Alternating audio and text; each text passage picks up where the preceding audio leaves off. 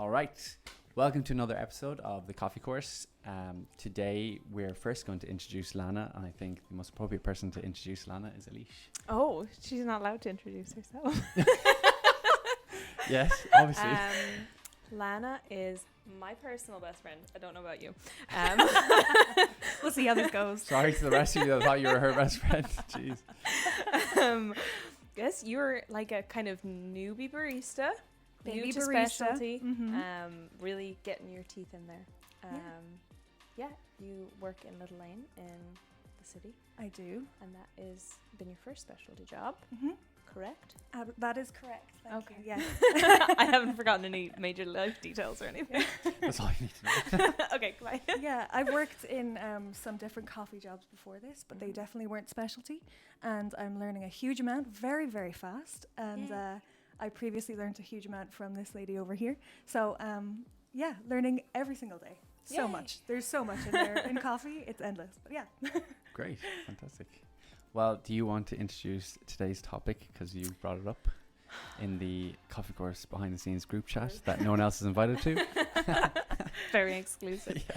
So basically something that I have been knocking around in the back of my head for ages is, and I wanted to pose this to you guys, I have noticed, and you can correct me if you know of any examples of this being untrue, but in Ireland I find that a lot of specialty cafes really veer towards like very simple, very kind of pure coffee. It's like coffee and milk, or like if they are veering into anything off of that, it's very kind of simple.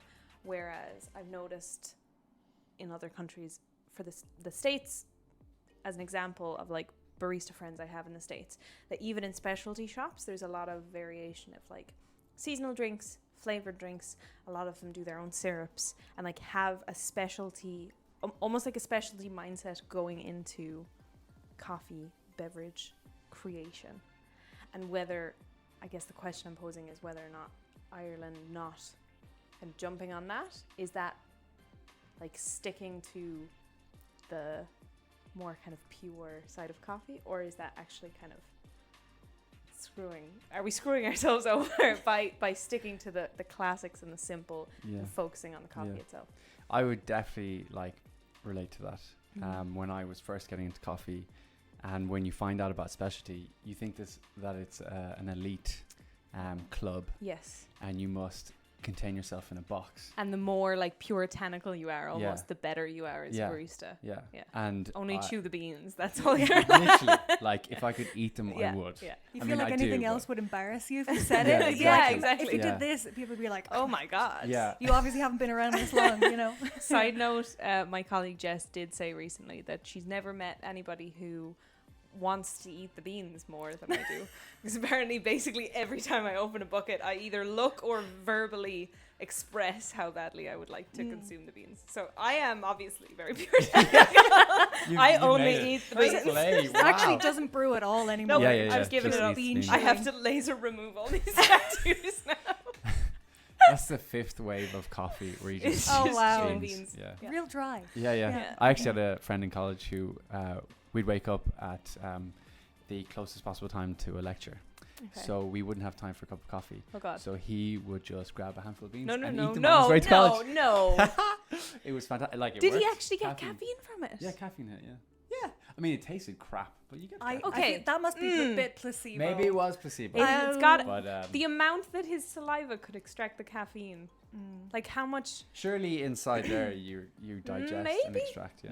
Maybe. it's actually better for you Is- because it's longer lasting caffeine. Maybe we could sell this in a really avant-garde kind of way We're of getting a little coffee. off We're definitely getting a little off topic. To bring it back, for a good few years when I started into specialty coffee, I was very much like keeping myself in that box, and even to the point of like starting in Cali. Prime example would be our menu up there. The camera probably won't see it, but we have black coffee and white coffee, and that is it. You have espresso mixed with milk and espresso mixed with hot water. It's an interesting topic because yes, we have definitely backed ourselves into a corner here. And for those of you who are watching this, we are currently making a new menu, a brand new off the cuff menu. We kind of hinted to it in a post called Cali's Lekker Brews, where we have three kind of coffees / tea drinks that we've mixed and we've off the traditional. So in that way, I think it's Okay. sort of an exploration into, we don't have Does to back this ourselves work? into this Yeah. corner. We Mm. can definitely mix coffee with other things and it be okay. Okay. People think that you get an 85 point coffee, and you're like, why the hell are you mixing that with honey, or why the hell are you mixing that with, I don't know, a tea? But I think if you can do that and still sort of hint to the qualities of the coffee while also mixing it with something that sort of brings out a different aspect of the coffee or just taste experience, Yeah. I think absolutely why not. But we're only like just sort of getting into it, Yeah. Laura and Touching I. that Testing. Yeah, surface. because Yeah. before that we were so gung-ho, like, no, why syrups? Absolutely not. And like, you know, Yeah. as well, we still don't do syrups. Yeah. We only do a simple sugar syrup Yeah. in our ice drinks. That's Mhm. it. So it's definitely something we are willing to explore. But yeah, I absolutely take your point in Ireland and personal side, I guess. I guess the kind of one of the reasons why I think even separating my own personal opinions about how I like to enjoy coffee or how I would like to see people appreciating coffee is I see, like, in Ireland, the places where people are comfortable spending the kinds of money that I guess we would like to see coffee moving towards is, like, you immediately think of Starbucks, and the way they're making that money is by layering things. And I do wonder, like, let's just, if we look at it from a very mercenary standpoint and you go, okay, we want the business to do really well and we want our staff to be paid really well, so we need better margins.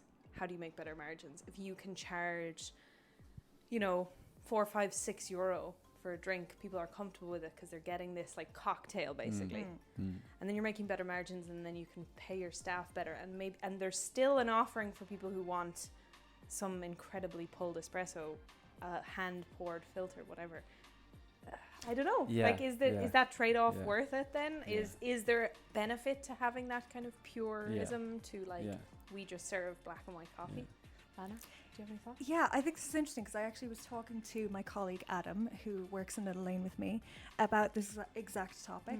So he is from the US in Texas, and he's experienced coffee shops where they would do loads of different things, and they would make seasonal drinks, and they would have these competitions where all the staff would think up different ideas for seasonal drinks, and then they'd test them out, and they'd make their own syrups and all this different stuff. And I think it becomes a very different thing to just a few pumps of vanilla or a few pumps of caramel. I think it becomes specialty in its own kind of, because they're curating it so, like, giving so much detail to it. Yeah, and pairing it as well. Like, when you were saying that you guys don't do syrups, I personally don't see, like, that wouldn't make sense to me automatically if you guys just had, like, a big caramel pump. But And I don't think we'll get there. I don't. very Yeah, but I if you guys maybe kind of developed your own syrup-based thing Yeah. that was, like, very careful Exactly. that you guys I did, think, yeah. that maybe say, like, you developed a syrup that was paired with a specific coffee that you had. Like, to me, that is intriguing. Like, even if I'm always gonna like my, you know, filter coffee the most at the end of the day. I guess You know? the aspect with syrups, or the point of view I have on syrups, is that syrup acts as a masking tool to bad coffee.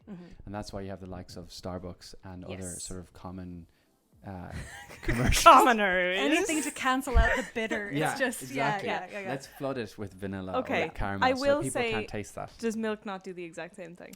No, milk complements it. Same with oat milk. Syrups can complement it as well. They absolutely can, but I think that right now the way it's done is like, it's like 4 pumps of vanilla to Generally, one yeah, shot yeah, of coffee, and it's like, I'm having vanilla milk with a side of coffee. But to me, that's the same concept of, like, specialty shops not serving 16-ounce Yeah. drinks. Because if you have a 16-ounce You're- latte, yeah, just it's that's just the milk. same as a Yeah, 4-pump. yeah. And so Is syrup milk? This is my hot take. we've got to the crux of the matter. I think though there's definitely an avenue to go down there, and I really like hearing that you guys are going to do something new. That really excites me. It makes me want to, like, try it. I think with, like, even from myself going into researching more about coffee and watching all of the like barista championships, and they always have a specialty drink, and they're always doing something different, but it's done with so much care, it's done with so much knowledge, and the idea very that specific. that is like the height of specialty barista-ship, and then barista-ship, that's what I'm calling it. It's a new thing. You've heard it here first, folks. What do you want me to call it? But then, like, I feel like if a barista was serving something like that behind a bar, there would be a bit of a weird tone to it. Yeah. People would take it a little bit weird. That's my opinion. That Especially in people, Ireland, but I think that's because the idea of barista championships and competitions aren't as big here. Whereas in America, for example, they're massive. They do so throwdowns all the time. There you go. Which I would love to bring to Ireland. I would love Absolutely. that. Yeah, it'd be so fun. And hopefully that's what the coffee course can become as well. More work for Jeff.